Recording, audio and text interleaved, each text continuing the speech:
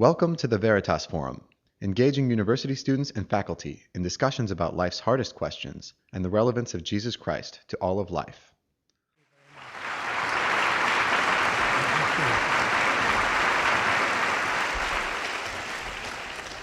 It's a real honor to be here, standing back there, listening to all the chatter going on. I said, boy, they sound so happy so far. And I wish you all a good evening, and I hope it is a good one as it proceeds and comes to an end as well. Many times when I stand before audiences, I feel totally unqualified to be addressing these enormous themes that are given to us, especially when one realizes there are so many worldviews out there and so many conflicting worldviews out there. But we are living at a time in human history when at least I get the sense that the world stands very precariously, always ever on the edge of some next catastrophe. The news is inundated with conflict and struggle and pain and threats. I was just last week in one very tough Middle Eastern country where my colleague Kryn and I traveled through 3 cities, and quite tense going through there, not even sure once you get there whether they'll even let you get past your arrival scene and move on to your assignments. And then when you return home, you're very happy to be back home until you start hearing the news and find out all kinds of threats loom here as well.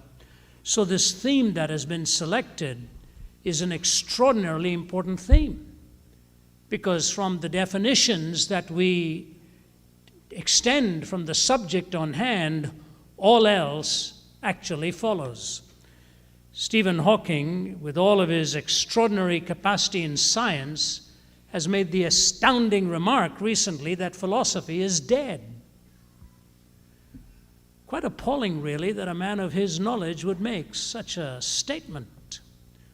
What would that say to all of his fellow colleagues in the universities, not realizing that many of the extensions he himself makes are actually metaphysical pronouncements and not directly the result of physics itself? Philosophy is very much a pertinent discipline, and we must come to terms with proper modes of reasoning and all of the extensions that we make from that reasoning. So when the subject is given to me, what does it mean to be human?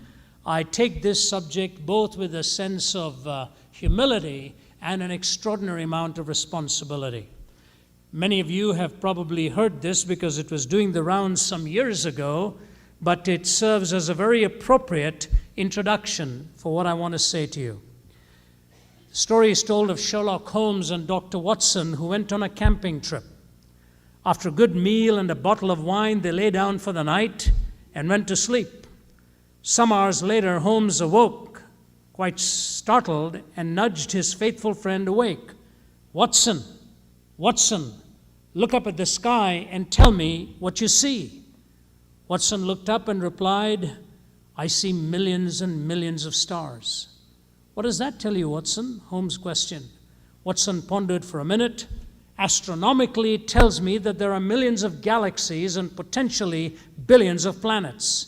Astrologically, I observe that Saturn is in Leo. Orologically, I deduce that the time is approximately 3:15. Theologically, I can see that God is all-powerful and that we are small and insignificant. Meteorologically, I suspect that we will have a beautiful day tomorrow. Why, Holmes, what does it tell you?" Holmes was silent for a moment, then spoke. "Watson, you idiot, someone has stolen our tent."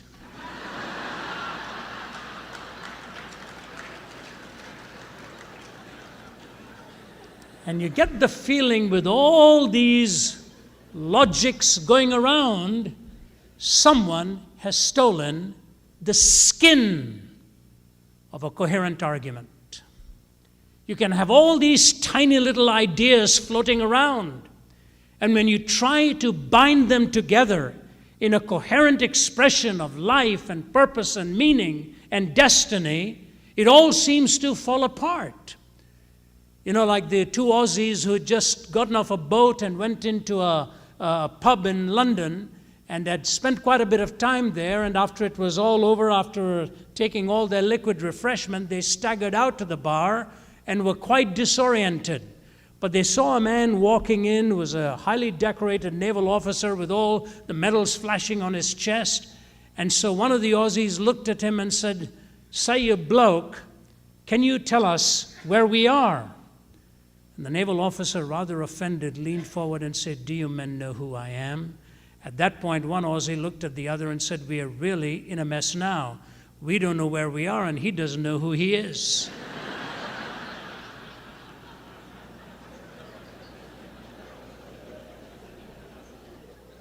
What does it mean to be human? If we don't know what it means to be human, what does humanism mean? What do humanistic ideas on psychology and philosophy and moral theory, what do they mean if we do not know the central definition of what it means to be human? Muhammad Ali, flying in a plane once, rather non-cooperative, not known for his humility, was ordered along with all the other passengers to fasten their seat belts because of moderate turbulence. Everyone complied except Ali. Flight attendant goes over to him and says, "Excuse me, sir, would you please fasten your seat belt?" He looked at her and said, "Superman don't need no seat belt." To which she promptly replied, "Superman don't need no airplane either."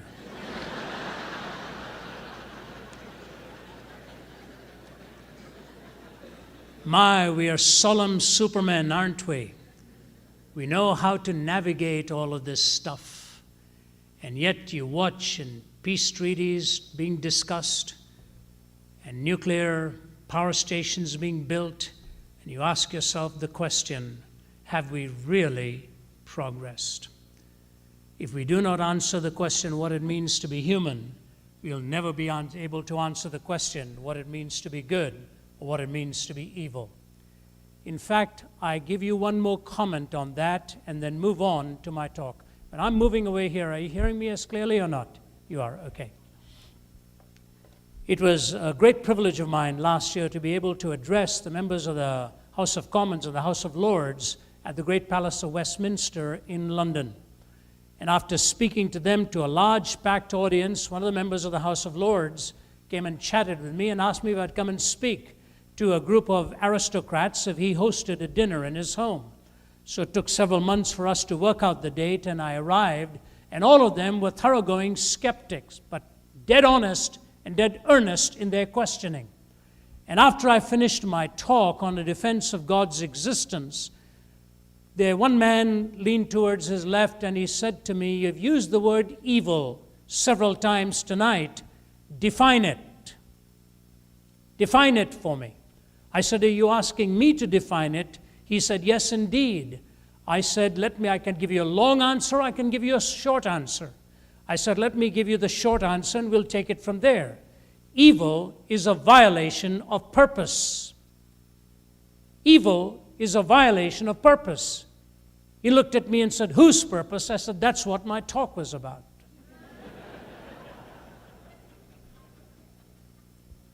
He came beside me, and several others came to me afterwards as we were getting our meal together, and he said this to me, "I have never, ever thought that the answer to the question of good and evil hinges on the assumption of life's purpose."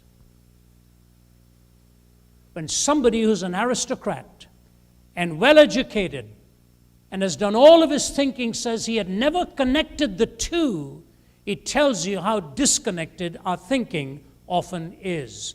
We make assumptions, we invoke categories, we talk about ideas, but we've never really put the links together. Now, my challenge tonight is not just to give you some kind of a disconnected notion of what it means to be human, but I'm going to talk to you tonight on the Judeo-Christian worldview of what it means to be human. If you were to talk to a naturalist or a secularist, the answer would be different. If you were to talk to a pantheist, whether it's of a Hindu stripe or a Buddhist stripe, their answers would be slightly different, but some fundamentals would remain the same. Although Buddhism, Gautama Buddha was born a Hindu and then rejected Hinduism, at least two of its cardinal ideas, and went about his Four Noble Truths and his Eightfold Path in his own assumption towards the ultimate bliss on the basis of how he defined humanity to be. If you talk to a Muslim, his definition of what it means to be human would also be at variance from the Judeo-Christian worldview. I might get to that later on in the talk. But all of these worldviews have their assumptions, their deductions, and make their conclusions. I want to talk to you tonight very plainly how I, as a follower of Jesus Christ, take from the biblical narrative and the history of Christian thought how we have defined this term, what it means to be human. Now, I was not always a follower of Christ. My ancestors came from the background of an Orthodox Hindu priesthood, from the highest caste of the Hindu priesthood in the deep south of India and Kerala. But several generations ago, evidently a turn had been made, and the Christian life was espoused, and then became more of a cultural thing until my generation came around and asked some very pointed questions. So I'm going to present to you the Judeo-Christian worldview, and we'll leave it open for questions. At that point, you can either challenge the assumptions or the deductions I'm making, and I'm very delighted to do my best to answer your question. Here it is. The first thing is this. The Bible narrative very specifically and very clearly reminds us that we are not the accidental collocation of atoms, but we are here by the decided will of a designer and a creator. That we are the offspring of a designer and a creator, whom we call God. Now, the problem with something like this immediately is that all of the lights start flashing, and you take into the wrong turns of the process and the manner in which this was done, and we could be here from now till days on end trying to discuss the various expressions of the how of it all. I'm not going to focus on that. I'm going to focus on the fact of this creation, that we are not here by accident. We are not here contrary to what Mr. Hawking infers, that physics explains everything as far as who we are. And interestingly enough, in his previous book, The Brief History of Time, as he closed his book, he ended with the comment, he said, now, I have explained to you what, if I explained to you why, we would need the mind of God.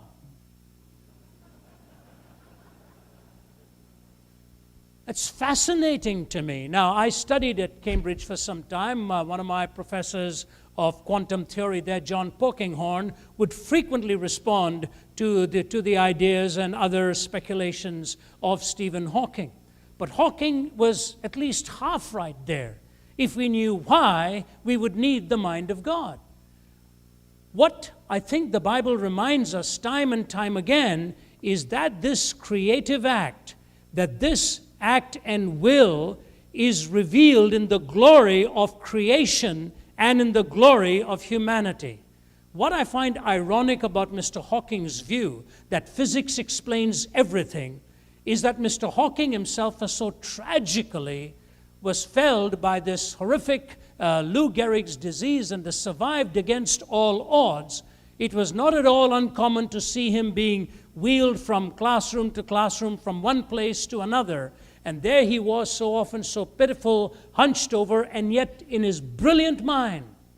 I remember one day calling his office to ask how this speech synthesizer of his was designed. And it functions on the basis of two motions that he's able to do.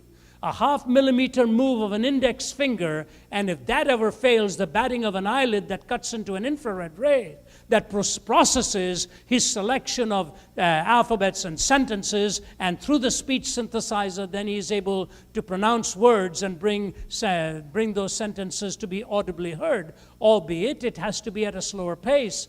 What I find fascinating is this. If the ethic of a naturalist were put into play in Mr. Hawking's own life, I would like to have asked somebody like Peter Singer from Princeton, what would you have done in the womb of the mother if you'd found out that the baby in there is going to suffer from Lou Gehrig's disease?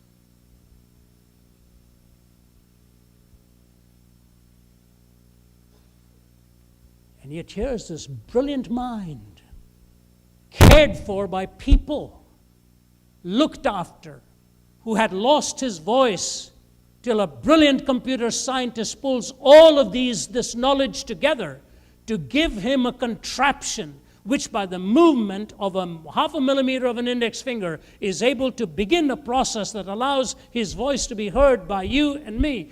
What would he think if I would say to him, nothing needs to be explained about this computer except a self-referencing system of microchip technology?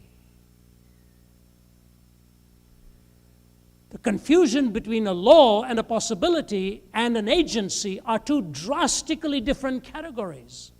And that's why you got even somebody like C.S. Lewis saying this so long ago. Here's the comment he made. In one sense, the laws of nature cover the whole field of space and time.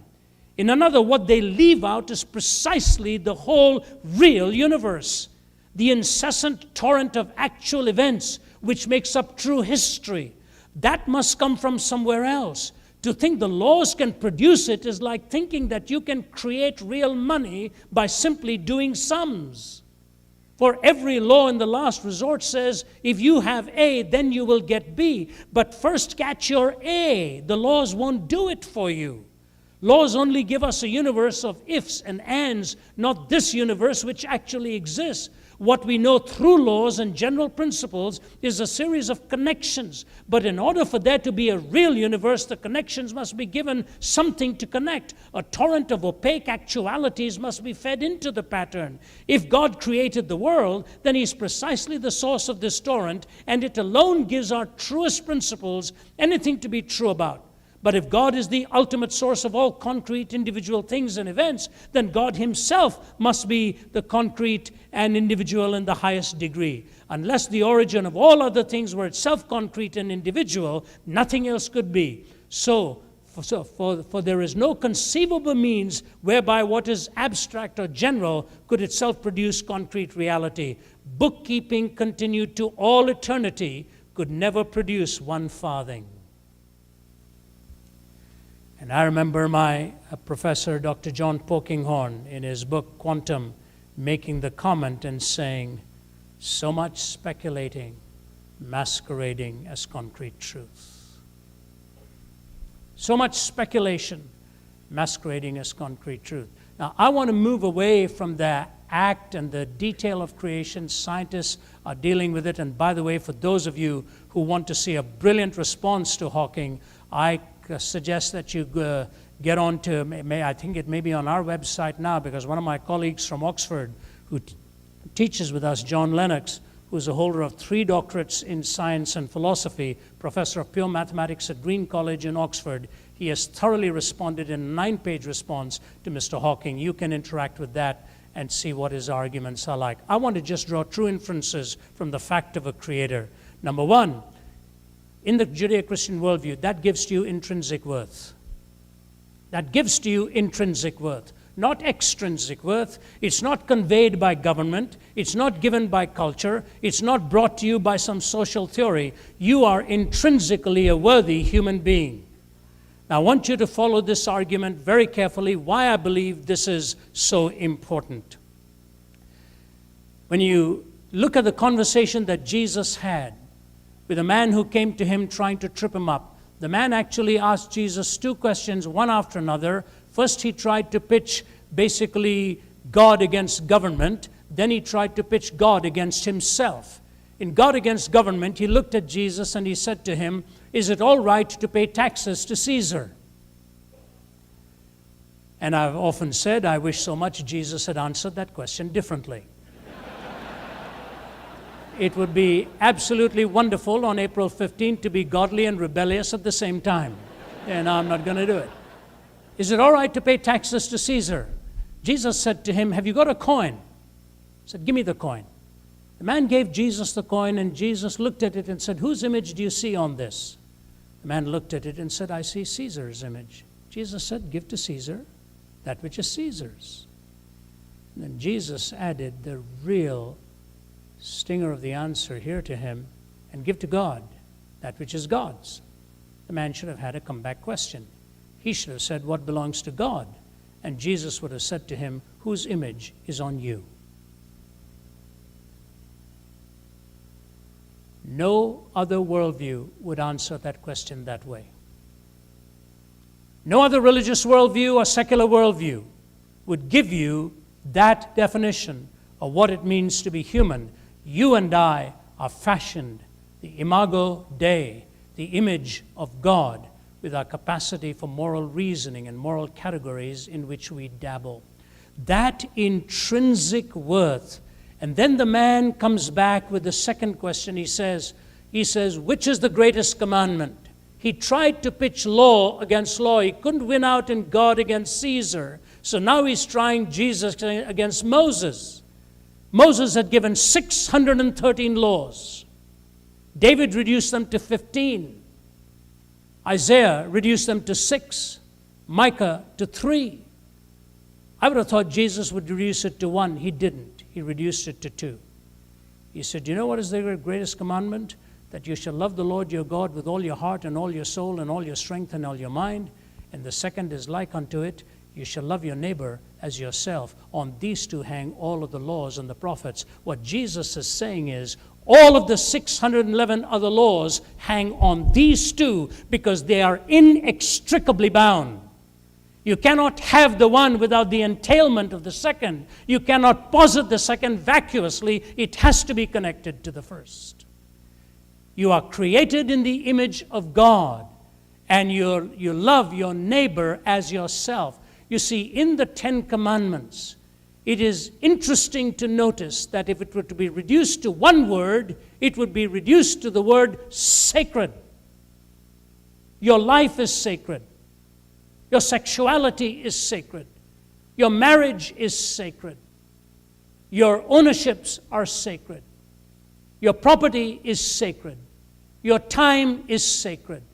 And you desacralize your relationship with God, and all these other things become radically unexplainable. I have no right to violate you as my neighbor because you are created in the image of God. This is the imperative of the Judeo-Christian worldview, that I cannot come at you and take your life or injure you at a whim because you have somehow prompted me in anger to respond this way. This beautiful aspect of the Christian truth stands so tall today. Number one, that you're made in the image of God. Number two, that your neighbor has that same privilege. Here's what I see. The problem with Watson and Holmes is the problem with naturalism today. We are looking at something without being able to look through it. You look at something, you look at a telescope, you'll see a contraption. You look through it, you see the heavens. You look at a baby, you see matter and material. You look through that baby, you see the son or daughter of somebody, a creature worthy of your love and your attachment and your sacrifice and all that that sacredness entails. This is what I want to remind you of. If you define human beings extrinsically rather than intrinsically, you're looking at humanity, you're not looking through it to something greater and of a transcending order. First is its intrinsic worth. Second is its reflective splendor.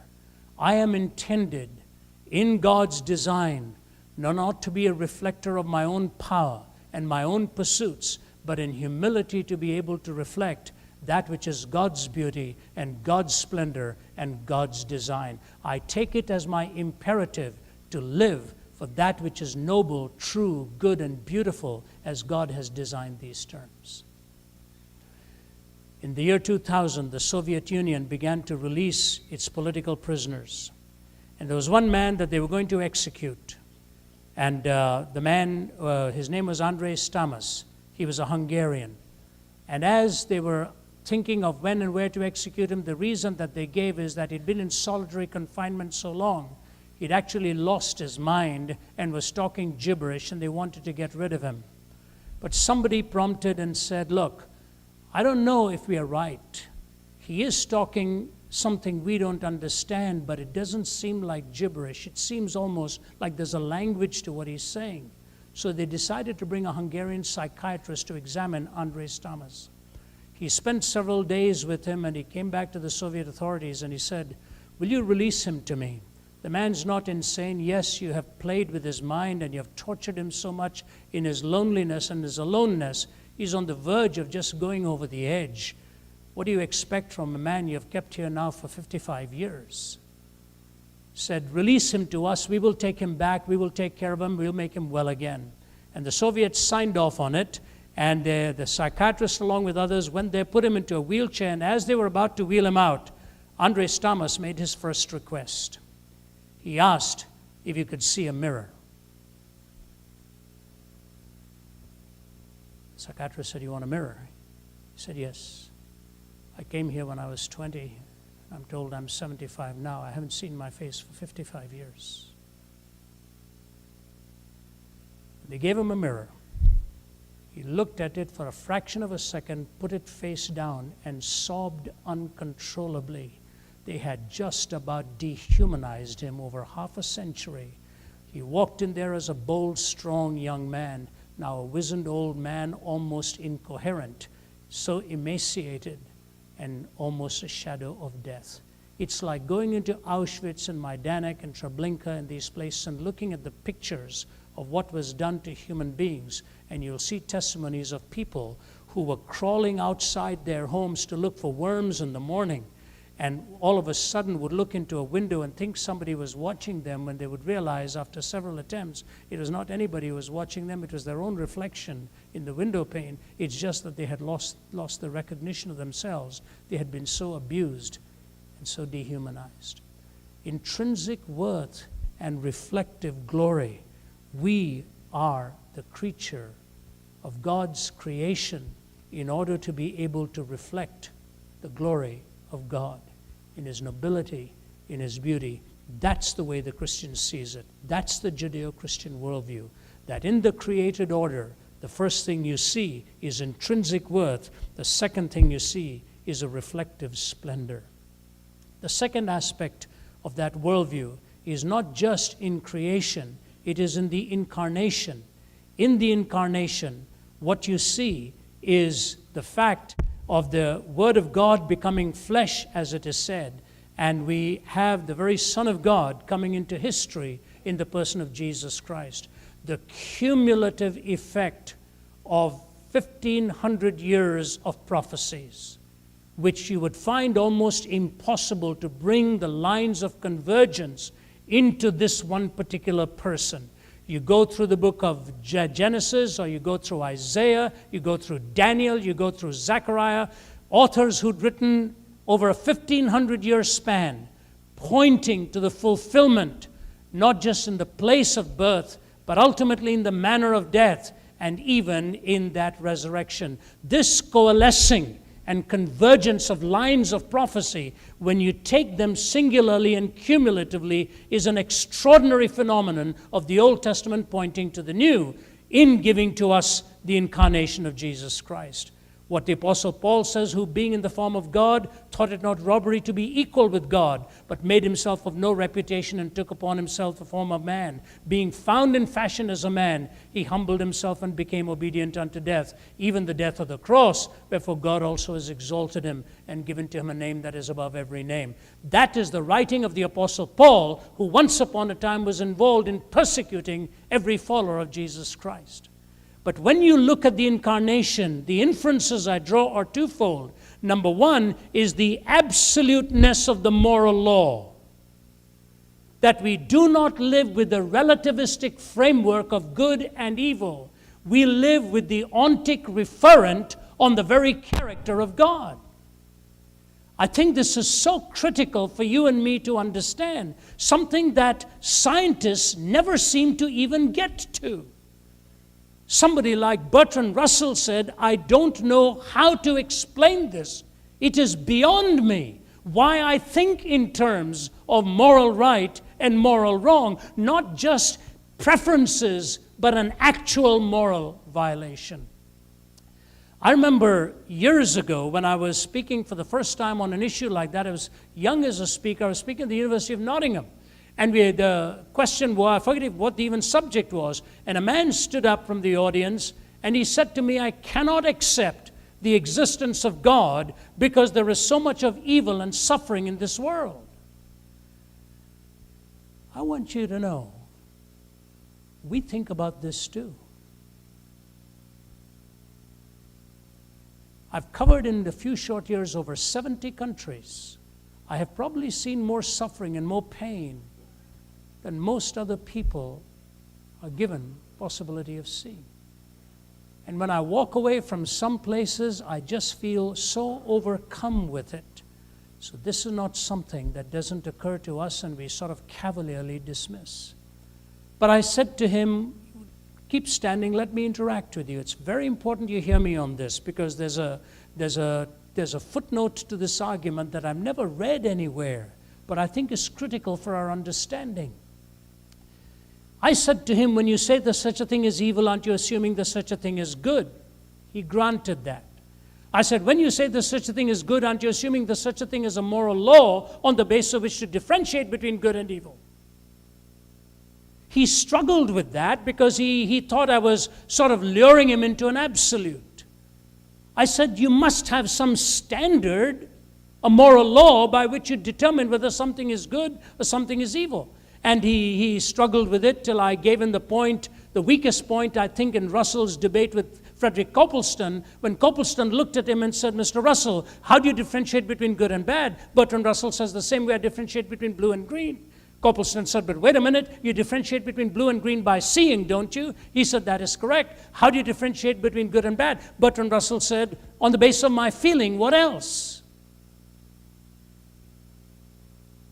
Copleston was a kind man. He could have just as easily said, Mr. Russell, in some cultures they love their neighbors, in other cultures they eat them. Both on the basis of feeling. Have you any personal preference? So this guy said to me, all right, I'll grant you a moral law. I said, so let's see. You said there's evil, or you assumed there's good. You assumed there's good, you've assumed a moral law. He said, that's correct. I said, but when you assume there's such a thing as a moral law, you must posit a moral lawgiver. But that's whom you're trying to disprove and not prove. Because if there's no moral lawgiver, there's no moral law. If there's no moral law, there's no good. If there's no good, there's no evil. What is the question? He looked at me and said, what then am I asking you? You know, he should have probably paused a little and said to me, wait a minute. I will grant you a moral law. But why do I have to grant you a moral lawgiver? I'll grant you a moral law. Why do I have to grant you a moral lawgiver? And I agree that's the toughest point. So here's what I want to say to you. Anytime the problem of evil is raised, it is either raised by a person or about a person. It is either raised by a person or about a person, which means the question assumes the intrinsic value of a person. But can naturalism really assume that intrinsic worth if we are purely the product of time plus matter plus chance? For the question to stand as legitimate, human beings have to have intrinsic worth, and naturalism does not give you that prerogative to do that. So if the question stands, it has to stand with the value of human being, or else you would have to say what Richard Dawkins ultimately came to in his own mind. He said, maybe there's really no such thing as evil. I often talk of the time I flew out of one country, I'll leave it unnamed, and a woman was sitting next to me. She's from Holland. And we started talking, and what did I say? Is there some joke about Holland here? She was sitting next to me in the plane. She was from Holland. I was from the US flying. And we got talking and never wanted to disclose what we were both doing there, until she found out what I did, and then she said, I'll tell you what I was doing here. She said, I come from Holland, and she said, I actually rescue children from the sex trafficking industry. I said, you do? She said, yes. I won't name the country we were in. So she said, this was a land where we were both taking off from. She was heading back home, I was heading back here. And so I said, did you rescue any of them from this street, from this country? She said, yes. She said, Mrs. Zacharias, last night, there's an area of this city that I'll leave unnamed where we took off from. And as we were about to leave, I was in a particular place where men come at the end of the day and they ask for a concoction of snake's blood and hard liquor.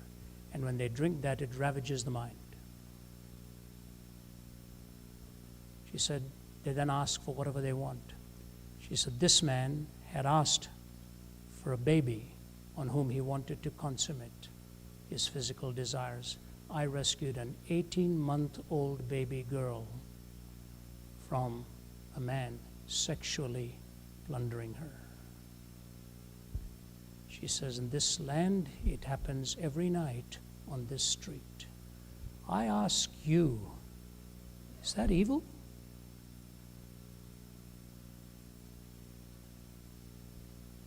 It is the extraordinary nature of evil that we recoil at, that somebody from one country flies to another country out of the pain in her conscience that she cannot leave without rescuing these most vulnerable little ones. And the world sees this happening so often. Why do we rescue them? Because they are people of intrinsic worth. The moral law has to be honored. The moral law has to be brought to bear. To do away with absolutes is to do away with any guidelines of what it is that life is ultimately all about. In the incarnation, we see the absoluteness of the moral law, and secondly, we see the supremacy of love. In the incarnation, the supremacy of love. I think here the Christian faith stands so tall because in the Christian faith, life doesn't precede love. Love precedes life. God is that being in relationship where the supremacy of love exists even within the Godhead. My son went to Taylor University in Upland, Indiana. He graduated from there some years ago, and I think it was in 2006, 4 years ago, there was a huge tragedy at Taylor where several students were in a van and were hit by a truck, and the man who'd come across the road, I think 4 or 5 of the students were killed. And at the end of that, something very extraordinary happened. All of the parents were informed that their sons or daughters had been killed, but one family, the Van Ryn family, was told that their daughter was actually still alive, Laura Van Ryn. So the Van Ryn family came. Her face was completely disfigured, hair matted with that horrible accident and so on. And they stood by her side for day after day after day. And then her boyfriend was there too, starting to ask her questions and talk to her. And he kept telling them at the end of the day, something's not right. Her answers are just not making any sense. And the doctor would say, or the people would say, this has been a horrendous accident with probably a lot of brain damage. Give it some time. Till finally he said, no. Something is wrong. Because the girl looked at them and said, I don't know why you keep calling me Laura. I'm Whitney. She was completely in command of her name. She actually was one of the girls in the van that they thought was dead. And so the Sirac family had gone and conducted the funeral of their daughter. But actually the girl in the coffin was actually Laura. And the Van Ryn family thought they were standing by the side of their daughter, not realizing that their daughter had actually been buried and laid to rest already, assumed to be somebody else. And you could imagine how all of those involved, all to the coroner and all, felt after this mistake had been made. So the Van Ryn family to inform the Sirac family, and the Sirac family came. The Van Ryn family packed their bags and went home. Life in the Christian realm is not just individually worthy, it is particularly related.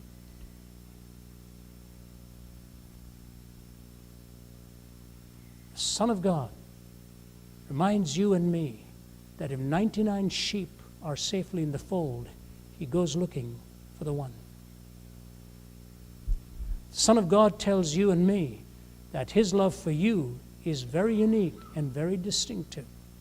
You and I may mock this, and philosophers may make fun of this. I could imagine what somebody like Dawkins would do with this kind of thinking. That's okay. Dawkins wasn't by my bedside when I was 17 years old and had attempted to take my own life. Dawkins's philosophy would have only made me wish that I'd succeeded. And yet you open the scriptures, and the Bible reminds you again and again and again that he cares about you as an individual. I have graven you upon the palms of my hands. And this reminder of the absoluteness of the moral law and the supremacy of love is a fond reminder again and again and again. We use one word for love. The Greeks had 4 different words: agape, the love of God; storge, the love of a parent for child; phileo, the friendship love; and eros, romantic love. And only in marriage are all these 4 loves pulled together: the love of God, the love of friendship, the love of parent for child, and sensual or erotic love, which is brought within the confines of the marital bonds and marital commitment, which means love is distinctly the supreme ethic. And if you show me a person who is unloved, you'll show me a person for whom hate will be spread the rest of their lives. I remember being in one country. My wife and I were there. I won't again name that. But we were on the border between 2 countries that have been at war now for literally thousands of years, in a sense, one against the other.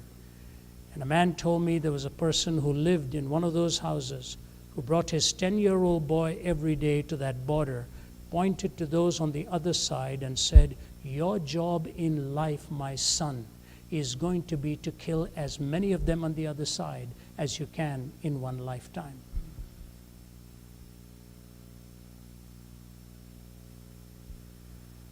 And I'll tell you, if that is what we spread to our children, you see, the man who wanted to burn the Quran did not understand how Christ treats those who even disagree with you and may even persecute you. Physics can tell you that if you burn that book, it'll be reduced to ashes. Physics cannot tell you don't do it. It is the love of your fellow human being. It's the love of all of humanity and the value.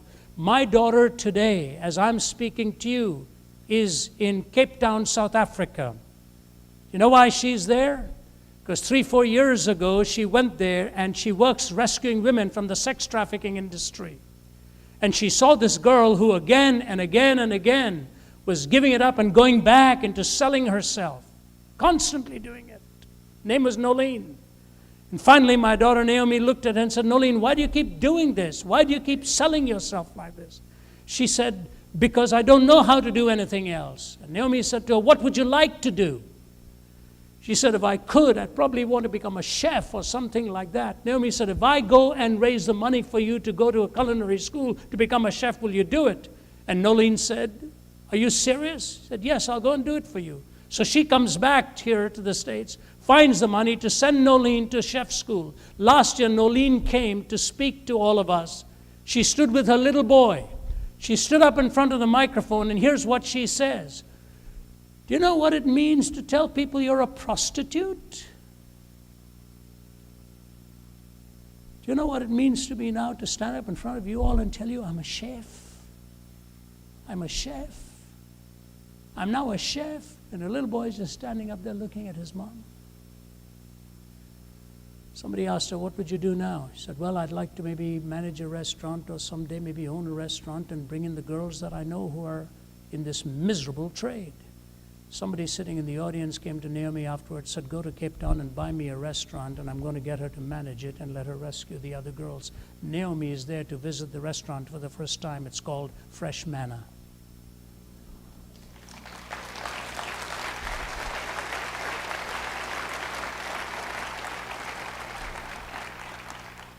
Love.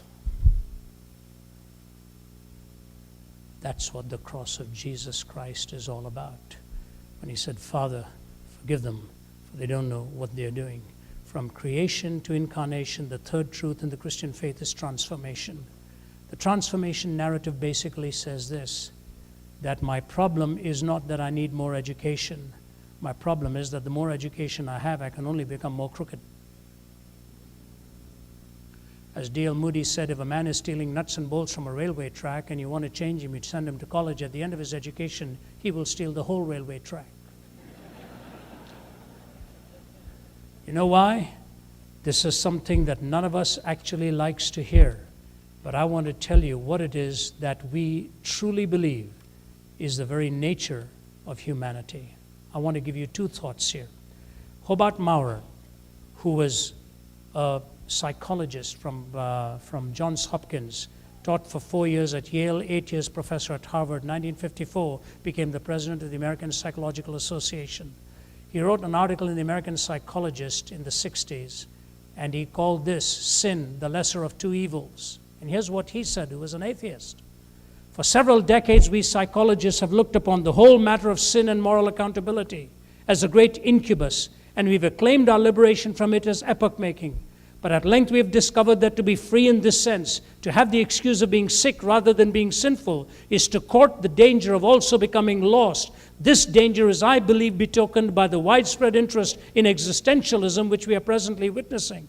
In becoming amoral, ethically neutral, and free, we've cut the very roots of our being, lost our deepest sense of selfhood and identity, and with neurotics themselves find ourselves asking, who am I? What is my deepest destiny? What does living really mean? And then he quotes the Anna Russell psychiatric folk song. At 3, I had a feeling of ambivalence towards my brothers, and so it follows naturally I poisoned all my lovers. But now I'm happy I have learned the lesson this has taught, that everything I do that's wrong is someone else's fault. I can tell you this in my heart, nobody is more important to me in the world than my family. I travel, they're the ones constantly on my mind. I've never ever wanted to make $1 illegitimately. Never. Do you think that frees me from being tempted? No. You and I are stalked every day by this thing in our heart that takes us towards the bent of wickedness and wrong. Lust, greed, pride, all of these things haunt us. And the description of Christ about the human mind, what was it Malcolm Muggeridge once said to me, in conversation he said, the depravity of man is at the same time the most empirically verifiable fact, even at the same time as it is the most intellectually resisted. The depravity of man is the most empirically verifiable fact, even at the same time as it is most intellectually resisted. I remember being in Cambodia in my 20s, a young speaker, watching what was happening, the carnage on the highways, the cruelty on all of that. Both of my interpreters were killed after the Khmer Rouge took over. And you find the greater power we gain, the greater strength we have, the greater authority that is given to us, evil ultimately comes out. And the Bible says to you and to me, as it reminds us again and again, that the heart of man is desperately wicked and needs to be transformed. And so the problem is not that of the intellect, the problem is actually that of the spirit. It is a moral failure within your heart and mind. This is clearly enunciated in Christian teaching. On transformation, which tells me that the problem is not of the intellect, it is of the spirit. But the second thing it tells me is this, that ultimately in surrendering, I win. in surrendering my life to the will of God. That's when I really triumph and really win. I was talking to an Islamic cleric, one of the 4 founders of Hamas. His name is Sheikh Talal. We're in Jerusalem. I'd gone with the Archbishop on a peace mission to try to bring both sides together, those who were in religious work. We talked to the rabbis, we talked to the mullahs, we talked to some of the imams and to some of the sheikhs and so on. And that last day was a very difficult day with this man who was very courteous and very kind, but he was very hostile when it got into the issues that we were dealing with. He fed us all a beautiful meal, and his wife and children sat around, and we began to converse. The Archbishop did the main talking, and then finally he looked at the 4 or 5 of us and said, "You can ask the Sheikh one question." I won't tell you what question I asked him, but I didn't like his answer. And I said to him, I said, "Sheikh, your answer is really not very convincing to me." I said, "But I want to tell you one thing, sir. You and I may differ, and we may never meet again. But I want to tell you what's on my heart as I want to share with you. Please let me share it with you." I said, "Sheikh, not far from here is a mountain." I said, 5,000 years ago, a man called Abraham, whom you revere and I revere, when he was tested in his faith, took his son up to the top to offer him as a sacrifice. And he nodded. I said, "Let's not argue about which son that was." I said, "We agree that he took his son up there." He said, "Yes." I said, "And just as the axe is about to come down, God said, 'Stop.'" He said, "That's right." I said, "What did God say after that?" He shook his head. I said, "God said to him, 'Stop. I myself will provide.'" I said, "Sheikh, very close to where you and I are sitting, we're here in Ramallah, very close to where you and I are sitting is another hill. It's called Calvary." I said, "Sheikh Talal, 2,000 years ago, God kept that promise when he took his own son and did not spare his son." I said, "Sheikh, you and I may never see each other again. But I want to say to you this, until you and I receive the son that God offered for you and for me and for your heart and my heart, we'll be offering our own sons and daughters in sacrifice on the battlefields of war and hate to own land and power." There was a pin drop silence in the room. I thought, brother, I may never get out of here now. And the Archbishop called the meeting to a close. And we were walking, and he put his arm around me and said, "Ravi, that was of God." I said, "I sure hope so." We walked down to our SUVs that were being guarded out there, and I went to the other side, and Sheikh Talal followed me. He's a strong guy. I'm not. I have metal rods holding me up from mid-back to right down to my sacrum after some major surgeries. He grabbed me by the shoulders and he looked me in the eye, and then he patted me on both sides of the face. He said, "Mr. Zacharias," he said, "you're a good man."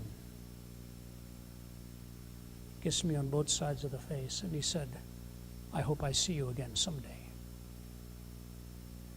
Do you know the counter perspective of Jesus Christ is so unique?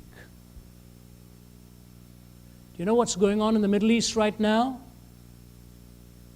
5,000 years of vengeance. 5,000 years of vengeance between brothers. Every act seems to bring another hateful act. It is fascinating to me in the gospel that in the cross there is no vengeance on the persons putting up the Son of God. Sin stops. Father, forgive them, for they don't know what they're doing. Only when you and I realize the beauty of forgiveness will we understand what the transformation of the heart is really all about. You need it, I need it, the world needs it. World needs it. Jim Baker, who messed up his calling and his ministry by cheating people and other duplicitous acts in forming that huge empire called PTL, was finally put in prison for his doings. I remember seeing him after he was released. He looked a shadow of himself, but he told this story to a large audience. He said, I'll never forget the day when I was in prison cleaning the bathrooms, all the water sloshing over my overalls. And the guard comes and says, there's a man here who's come to see you. You need to come. And I said to him, I don't want to see anybody. He said, I think you want to see this person. He said, I don't want to see anybody. He said, you better come.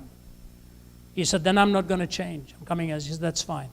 He said, I'll never forget the day I walked out into the waiting room, drenched with the water from the bathroom floor, and there standing up waiting for me with his arms wide open was Billy Graham. He said, do you know what it feels like to be the most despised preacher in the country who is embraced by the most admired preacher in the country? All I say to you is this: until this world learns how beautiful it is to find forgiveness through Christ, you will either pay through various forms of incarnation in one faith, or you'll have to earn your way to heaven by weighing your good deeds against your bad deeds, or you will just say there's no such thing. The gospel is good news to tell you and me. The transformation comes in the heart as you are forgiven. And lastly, it takes you through consummation. So you have creation, incarnation, transformation, and consummation. What is consummation? The purpose of your life and mine is not just to get rich, not just to be powerful, not just to be comfortable, not just to be happy. But the purpose is ultimately to know what it is to worship God in spirit and in truth. The greatest search of philosophy has been to find unity in diversity. That's been the greatest search from Socrates, Aristotle, Plato. That's where the word universities come from. We are creating an entity to find unity in diversity. That's what universities are supposed to be. You will never find unity in diversity until you have learned to worship God in spirit and in truth. That's what it means to be human in the Judeo-Christian worldview. For worship is the submission of all of our nature to God. It's the quickening of conscience by His holiness, nourishment of mind by His truth, purifying of imagination by His beauty, opening of the heart to His love, and submission of will to His purpose. All this gathered up together is the greatest expression of which we are capable. Think of how we still live with racism. Think of how we still live with gender discrimination. Think of how we still live with ethnicities and prides and so on. The reason we have not brought unity and diversity on the outside is because we do not have unity and diversity on the inside to see every creature as worthy as the creation of God, of intrinsic worth, and that person for whom the very Son of God gave His life to offer you and me forgiveness, to build our lives away from the broken pieces, to bring something meaningful out of it in the end.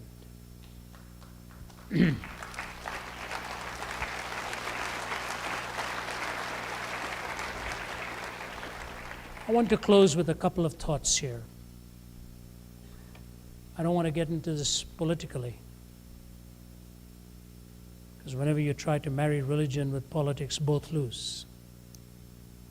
But I want to ask you this question. Take the one statement that we are all created equal, endowed by our Creator with inalienable rights, with the pursuit of life, liberty, and happiness. You may not realize it, but that statement could only be justifiably stated by the Judeo-Christian worldview.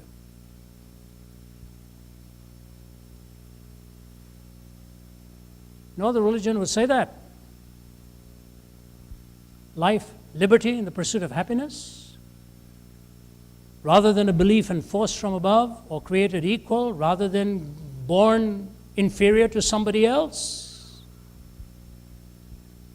That statement is not the bequest of naturalism, not the bequest of pantheism, not the bequest of any other ism. It's the bequest of the Judeo-Christian worldview. That's what they thought it meant to be human. I don't even know if I can remember these words because it's been so long since I even uttered them. I remember Malcolm Muggeridge finishing his talk once on Pascal. He said, we look back upon history and what do we see? Empires rising and falling, revolutions and counter-revolutions, wealth accumulated and wealth dispersed, Shakespeare spoken of the rise and fall of great ones that ebb and flow with the moon. I look back upon my own fellow countrymen in England once upon a time dominating a quarter of the world, most of them convinced in the words of what is still a popular song that the God who made them mighty shall make them mightier yet.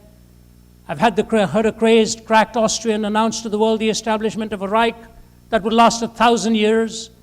I've seen an Italian clown saying he was going to stop and restart the calendar with his own ascension to power. I've heard a murderous Georgian brigand in the Kremlin acclaimed by the intellectual elite of the world as a wiser than Solomon, more humane than Marcus Aurelius, more enlightened than Ashoka. I have seen America wealthier and in terms of military weaponry more powerful than the rest of the world put together, so that had the American people so desired, they could have outdone a Caesar or an Alexander in the range and scale of their conquest, all in one lifetime, all gone. Gone with the wind.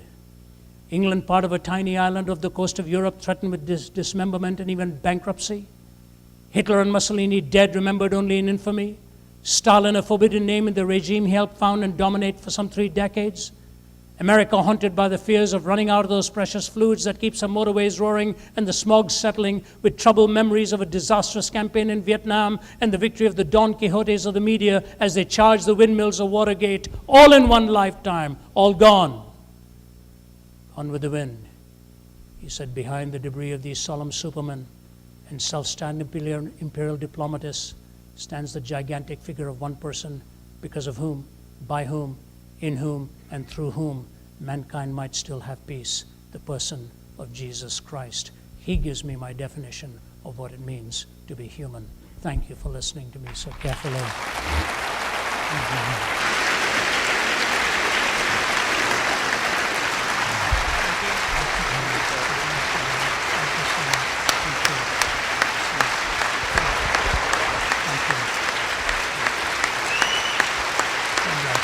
So much. Thank you.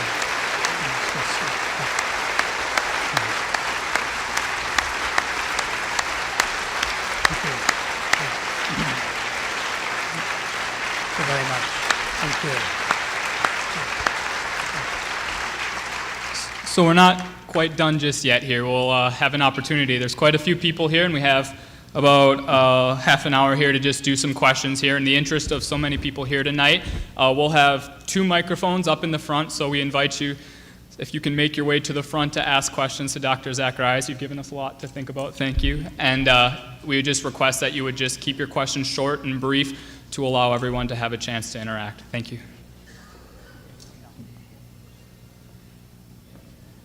There's one microphone here and one here. Don't be reluctant. I've heard many good questions, not too often heard good answers, but let's go. Good evening. You'll have to speak very clearly because I don't have any speakers facing me. Go ahead. Okay. Good evening. My question is, if you had a chance to speak to someone who's terminally ill and is contemplating like some form of assisted suicide, two questions. What would your intellectual argument be against that? And then what emotional or comfort words would you have? Wow, to have me answer that in front of Mayo doctors, that's that inflicts its own kind of pain. You know, when you're dealing with these decisions of euthanasia and other things like that, I think you're raising a whole wealth of a subject that needs to be addressed all the way from what you assume to what you're addressing to what you end with. Please allow me to take a few moments to at least give you one little background illustration here. None of us likes pain. None of us likes it. I have to tell you right now, even as I'm standing up here, I'm in a fair bit of pain with my back. It's the way life is. You know, you cope with it, you deal with it. And I've seen people live through a lot of pain, a lot of struggle. And all of you doctors watch it every day and deal with it. My brother's a doctor himself in pain management. And so you see this, you observe this. There is a malady called CIPA, congenital insensitivity to pain with anhidrosis. It's a very rare kind of disease. Just a handful in this world have it. There's one girl in Georgia by the name of Ashlyn Blocker who has that particular syndrome. She does not sense any pain. The problem that you and I may think is compounded even more in her case, and it is this. It is not just that she doesn't feel pain, but she doesn't know when she is being fatally injured as well. She could be putting her hand on a hot burner and talking to you and not knowing that it's just burning her hand away. She could step on a sharp nail and not know she has stepped on one. When she takes part in sports, somebody has to watch her all the time to make sure nothing has been cut or injured or bleeding. And her mother said to her, "My prayer every night when I pray for Ashlyn is, God, please help my daughter to feel pain." We often think pain is something that if we do away with it, we'll be perfectly okay. Pain is part of life. It's part of loss of loved ones, emotional pain, physical pain, psychological pain. You've got all kinds of debilitations that come.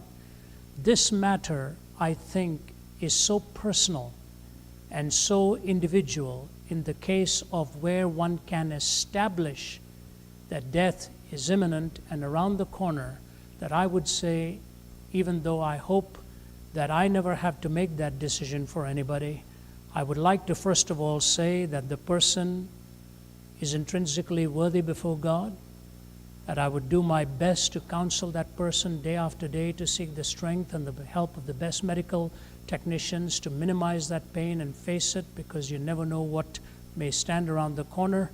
But if indeed the death is looming and the pain is unmanageable and all these contingencies, I think the value between the physician and the doctor will have to be of supreme importance in something like this. That would be the best and the simplest answer I could give. Otherwise, it sounds like somebody standing from outside the box telling you what to do inside the box. So long as every doctor knows that this creature is made in the image of God, and I say personally that life is given to us not only in this world but in the world to come, through the resurrection of Jesus Christ, who gives us hope beyond the grave. Life doesn't end with 80 years and 10. You take the sanctity of life, the value of life, and all the contingencies, and with the help of the family, make the best decision possible with all those contingencies brought into bear. I think that's the way. But if you take sort of what Dr. Kevorkian was doing, Kevorkian's metaphysics was so wrong-headed. Kevorkian doesn't believe life has any purpose. He doesn't believe that there is a transcendent first cause.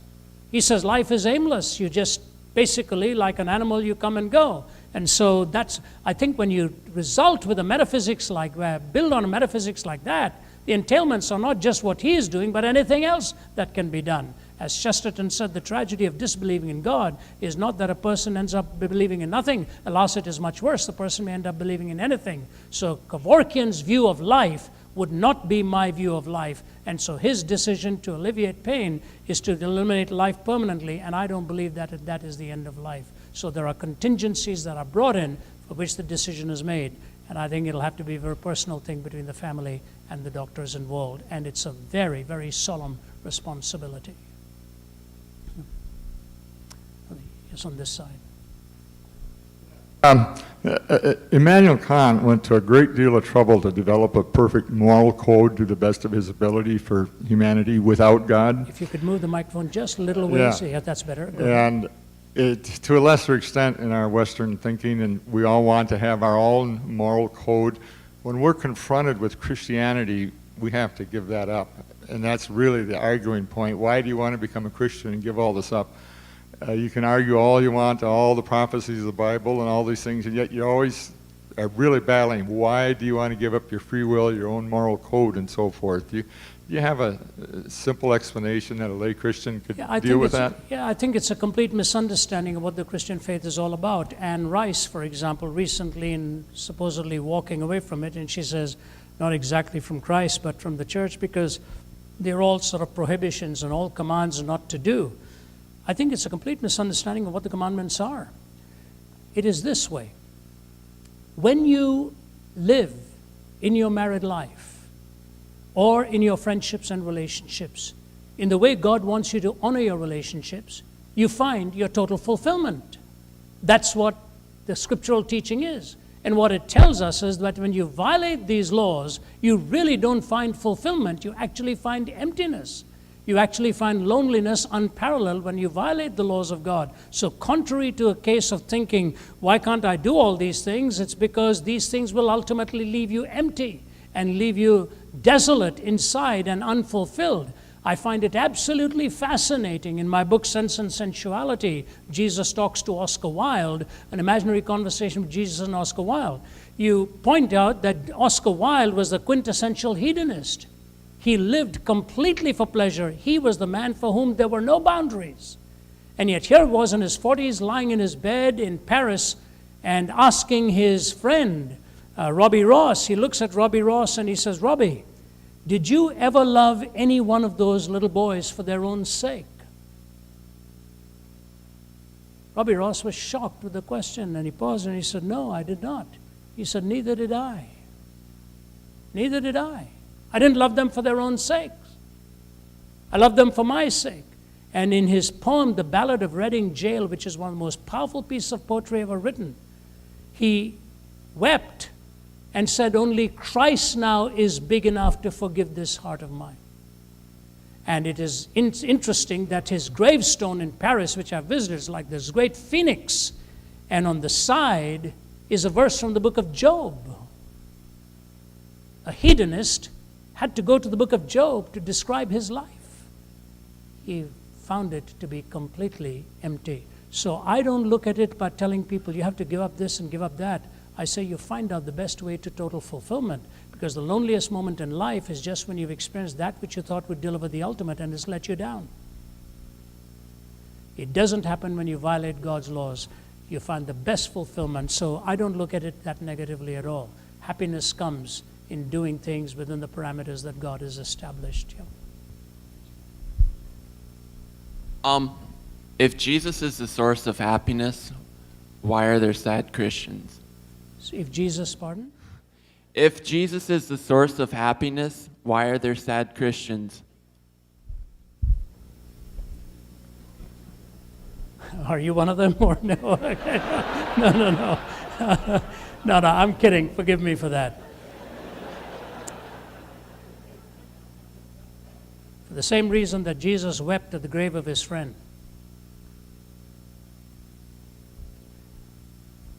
Having the source of happiness and having a life without any sadness is not the same thing. Joy and happiness are two different things. For the Christian, joy is central, sorrow is peripheral. Central because the fundamental questions of life are answered and the peripheral questions are not. But for the naturalist, sorrow is central and joy is peripheral. Because the fundamental questions of life are unanswered, only the peripheral ones of life are answered. And so I think to say, why are Christians not always happy? Now, if by that you mean a real pointed question that you don't see much of that joy in the Christian faith, then that's a different kind of question to the way I have answered it for you.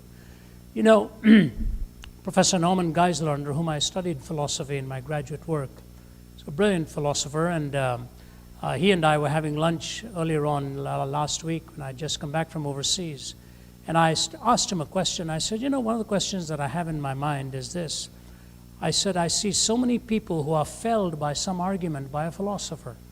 Some Christian goes to university and some professor gives some argument that knocks the belief of God out of this person. I say, it baffles me.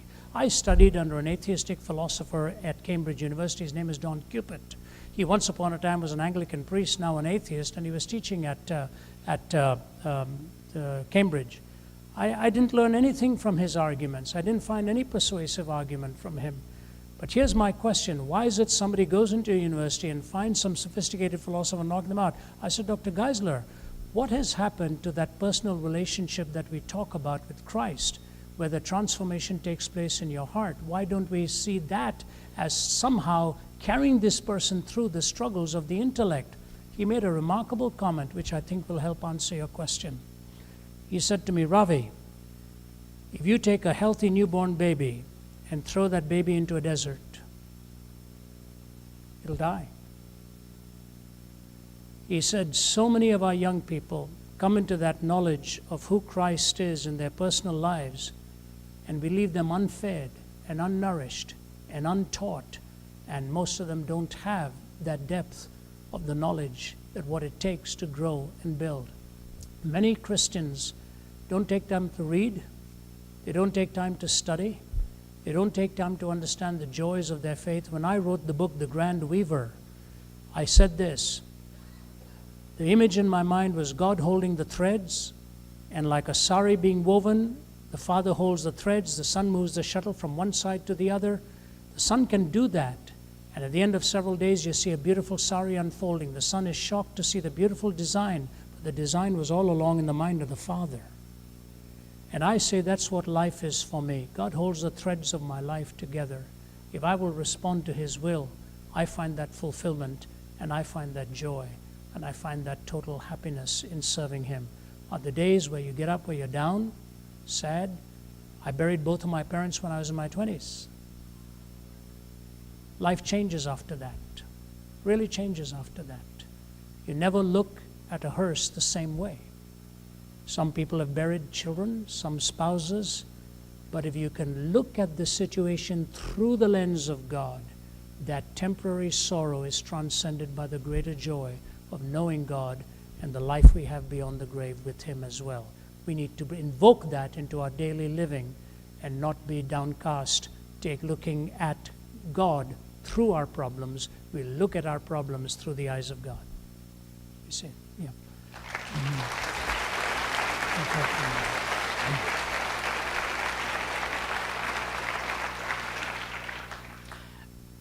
Tonight you've spoken of the value of the human life, that we're created in the image of God. And with that as a backdrop, my question is, within the Judeo-Christian ethic, can you justify the taking of another life, whether that be in self-defense, defense of someone that you know, defense of innocent, or perhaps even within war? Within the Judeo-Christian ethic, can you think of taking another life in self-defense or because someone else's life is being threatened in that process? The idea of a just war type thing. These are obviously very, very troubling and very difficult questions to answer, but my answer to you is this, that first of all, in the Old Testament, the word for murder and the word for killing are two different words. They're not the same. And in the Ten Commandments, we're told not to commit murder. And what that really means is the powers that be, that are appointed justly, that are given the task of justice and law to carry through in a nation and for the protection of its people, when evil comes to destroy a nation or destroy the people in that nation, your choice is one of a handful: to either stand back and let the murderer run rampage over you and destroy and kill sacred life, or your choice at that point is to stop the perpetration of evil without multiplying evil, but to stop the perpetration of evil just to the point where you can neutralize the enemy and not allow that savagery to continue.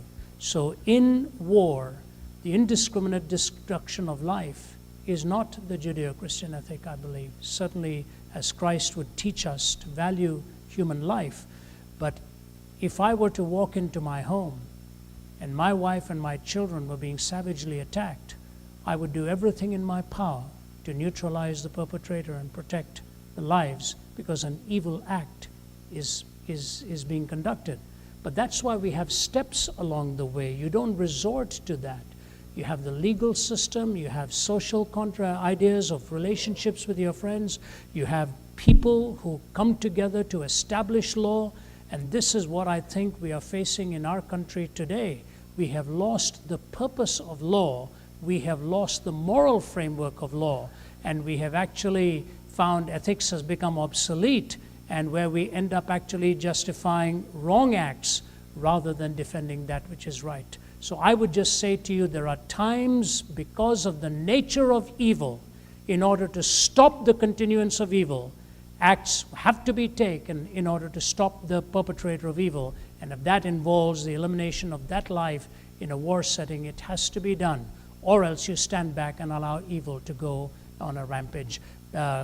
Klaus, C-L-O-U-S-E, is the author of a book called Four Views of War. And if you take that book and look at it, he will give to you the reasons that historically one has gone in this direction or the other in another direction. Let me give you an illustration of this. Dietrich Bonhoeffer faced a great challenge when Hitler was running wild with his Holocaust.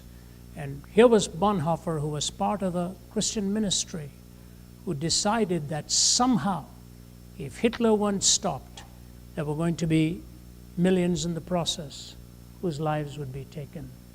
In the early days of my ministry, I visited Auschwitz and Buchenwald and a few others.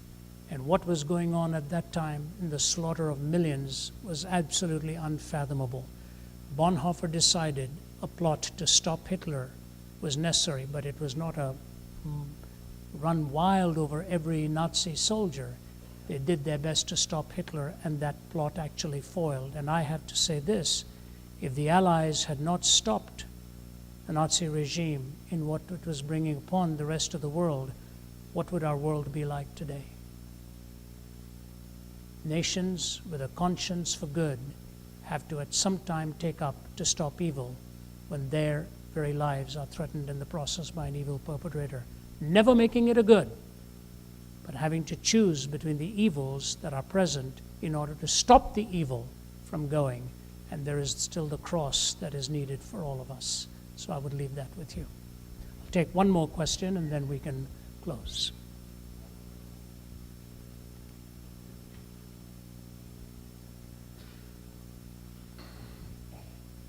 Go ahead, sir. Okay, my question is, okay, so you presented the Judeo-Christian worldview, and obviously there are probably thousands, millions of worldviews out there. So how in our society do we, let's say as a Christian, how do you at the same time fulfill the Jesus' command to spread the good news, but at the same time we hear a lot of talk about respecting other people's religion, and you don't want to kind of force your beliefs on anybody. And so how do you try to go about bringing about change in our, let's say, whether in health policies or politics or in any other kind of aspect of society? And so how do you live out your faith but at the same time respect and allow people to hold on to their own beliefs? And you even mentioned yourself that at the core of it, it's an inner problem. People are broken because they don't believe in God or they don't believe in Christ. So how can you bring about change if you're not trying to share your beliefs with them? It's a great question. It's a question that's going to shape the future for us. First of all, let me tell you what is a worldview. A worldview is defined on the basis of answering four questions: origin, meaning, morality, and destiny. And each one of those have to meet two tests of truth: the correspondence test of truth and the coherence test of truth. Origin, meaning, morality, and destiny on correspondence and coherence. Correspondence meaning when a worldview may lay claim to a certain assertion as fact, there has to be a corresponding way to measure that, whether it is factual or not. The whole idea of the resurrection of Jesus from the dead. Can one really make a case for that? You can make it both negatively, you can make it more and positively. Jesus' death, something that Islam denies. Says he never really died on the cross, something that pagan historians, Jewish historians, Greek historians, Roman historians, and every other historian has affirmed that he was actually crucified on the cross. So facts have to be tested against corroborating evidence. But here's the important thing. When those four questions of origin, meaning, morality, and destiny are answered, then does it provide a coherent worldview, or does one violate the other? Does me, for example, to say that I'm nothing more than the product of the laws of physics and then to tell me life should have meaning, I can't figure that out. Whose meaning? What meaning? Why should any values be given to me? Why can't I just go with my values and impose them on somebody else. So first you've got to have a worldview that is corresponding to reality and coherent as a whole. Then you have to have an expression of that worldview that is respectful of counter perspectives without imposing that worldview, especially if it's a religious worldview, on someone else. I want to ask you this question. Why is it that America has had such a great history of allowing and tolerating other transcendent worldviews? I had a simple proposal that I'd like to make to Sheikh Rauf in New York. You have every right to build a mosque in America. Do me a favor, how about going to Saudi Arabia and fighting for my rights to build a church there? Simple. Very simple. It will never come, not the way it goes. You know why? Because the imposing of a belief in other worldviews is so evident. There is no compulsion in belief, religion in the United States. You can hear all the criticisms you want about America. I tell you, there is greater acceptance here than in almost any other culture that I have visited and seen. And that's why some of the best of them want to come and live here. If I want to go to a mosque and pray, if I want to go to a gurdwara, a Sikh temple and pray, if I want to go to a Hindu temple and pray, I have the freedom to do that here. You know why? Because in the Judeo-Christian worldview, you are also free to disbelieve. Not just to believe. And so I should never be asked to celebrate a counter perspective. But in my worldview, I owe them the right to be able to give them the freedom of their counter perspective, provided it is not going to destroy the worldview that attends, that gives them that possibility. If we're not careful, the worldview that gives others the possibility can someday be wrested away from us, so that the same freedom is not given to us that was given to a counter perspective for their freedom to worship. It's a little bit like liberalism and conservatism in the seminary. When I was studying at a conservative school, I read all of the liberal scholars. You go into a liberal school, they've never even heard of the conservative scholars. They've never even heard of them. Because true conservatism in theology gives you the privilege of your counter perspective without affirming it, but gives you the freedom to disbelieve. But a radical type of left-wing liberalism enforces itself upon the view of the conservative, and there's few things as illiberal as liberalism. So we'll take the last one. Thank you for your words tonight. It was wonderful. I wanted to just draw out some distinctions. We use words often, and as medical practitioners, we will often use the words cure and also healing, sometimes to be synonymous and sometimes to be different. Cure we usually use as a technical term, something that has to do with a disease state or absence of a disease state after a person has been diseased. Healing meaning something greater or something that leads to some acceptance of at least the human condition. I wondered about, we as practitioners, we sometimes see people who are cured and aren't healed, and sometimes we see people who are healed and aren't cured. I wondered if you could just comment on the Judeo-Christian perspective on the differences or the similarities of those terms, and maybe give us some insights about how to maybe be better healers. I really appreciate that, and very respectfully stated, and I'm sure your knowledge is greater than mine, sir, in this. Let me attempt an answer. I think every physician and everyone in medicine recognizes how fearfully and wonderfully this body is made. If they don't get offended by this, but I remember one surgeon criticizing how the spine was. I said, if you'll just give me back what I had, that's fine. You know, so that's all I want, you know. Can't be done, you know, can't be done. I'm so locked up down there.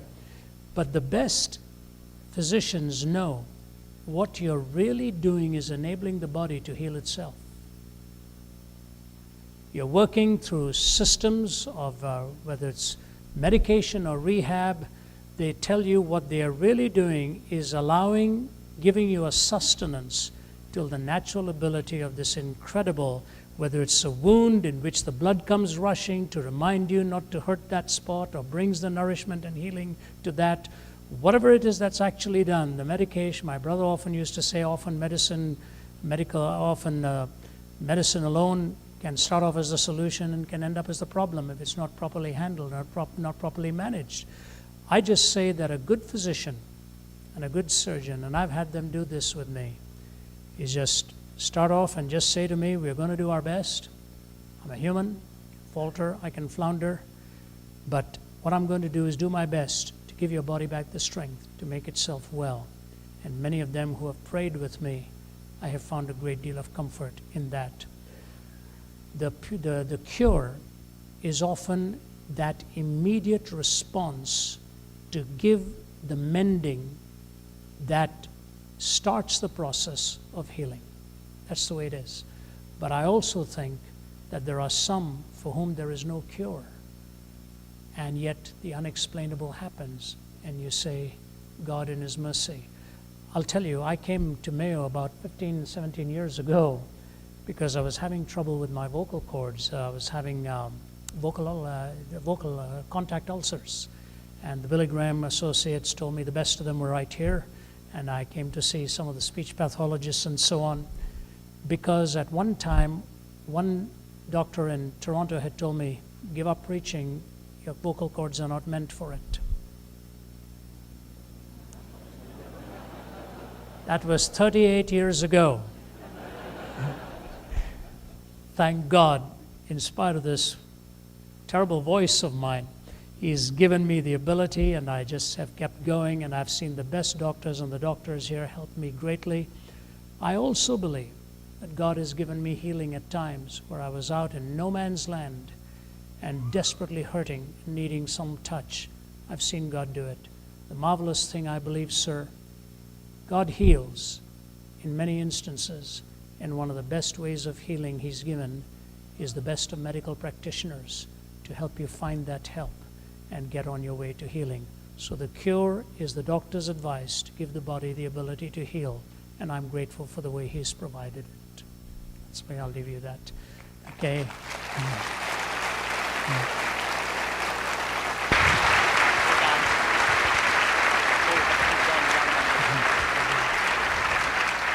One quick comment to paraphrase one of my colleagues, God does the healing, but Mayo sends the bill. Let me give you, can I close with a 2-minute illustration and turn it over here? When you're looking at reality, there are 3 ways to look at it. You can either think you've got total objectivity or total subjectivity. Neither of two can stand the test of explanation. You are never totally objective. This is part of the problem with the Hawking paradigm. He assumes he has risen above the deterministic stranglehold of physics to be able to make metaphysical pronouncements about physics. If matter and chemistry is all I am, I'm locked in. I cannot break free.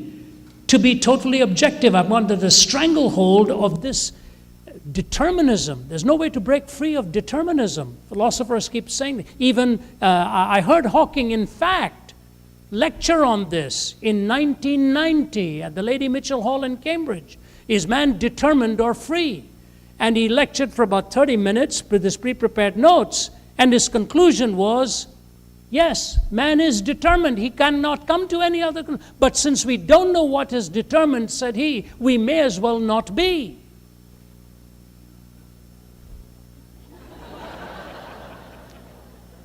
Because he couldn't break free from it. So total objectivity. The next escape route is total subjectivity. Existentialism, my will, my idea, my interpretation of reality, my paradigm. I'm locked into my own emotions and my own feelings. But what do I do when I come across somebody whose emotions tell me I need to be finished off? According to his inner urge. You can't go with total subjectivity. You have to find the only reasonable way to look at reality, which is what I call semi-transcendence.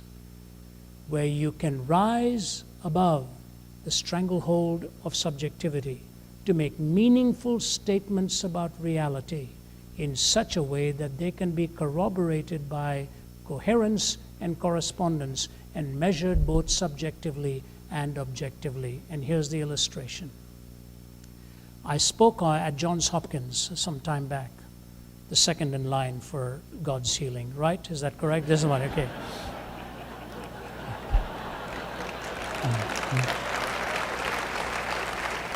I may never be invited back there again. I'll have to change that line. But I remember Francis Collins spoke before I did. And he and I are fairly good friends, and wrapped his arm around me after he finished, was grateful that I was going to be the evangelical in the bunch. And he took a screen in his closing moments and split it in two. And he, on the left side of the screen, he showed a beautiful section of a stained glass window from York Minster Cathedral in England, thousands of pieces in magnificent color. And everybody's looking at it, taken by that. Then he covered it up, and on the right side of the screen showed something even more spectacular. The shapes, the colors, brilliant. He said, do you know what you're looking at now? You're looking at a vertical section of the human DNA. 3.1 billion bits of information. And people were wowed. It dawned on me as I sat there, that which I was looking at was because of which I was able to look at it. That which held me in awe was because of which I had the sensation of awe, the ultimate expression of semi-transcendence, where I was looking at that which made it possible for me to think in these terms and at the same time admire and be in awe of those terms. You see, I can admire a sunset, but a sunset will never admire me. Because God has poured into us that extraordinary ability to be filled with wonder and awe. Francis Collins did the only thing that was suitable after he showed that. He took up his guitar and sang a gospel song. Worship is the response when it all fits together. And from the human perspective, my life won't end with my 70 years and 10. I look forward to that glorious eternal worship in the presence of God Himself. You've been very kind. Thank you so much. I suggest if some of the books I've done greater length on these, feel free to look at them. And you've been very kind even in your questions. And I want to thank all of you for organizing this. May God richly bless you. Hopefully I'll come back to Mayo someday again as a visitor.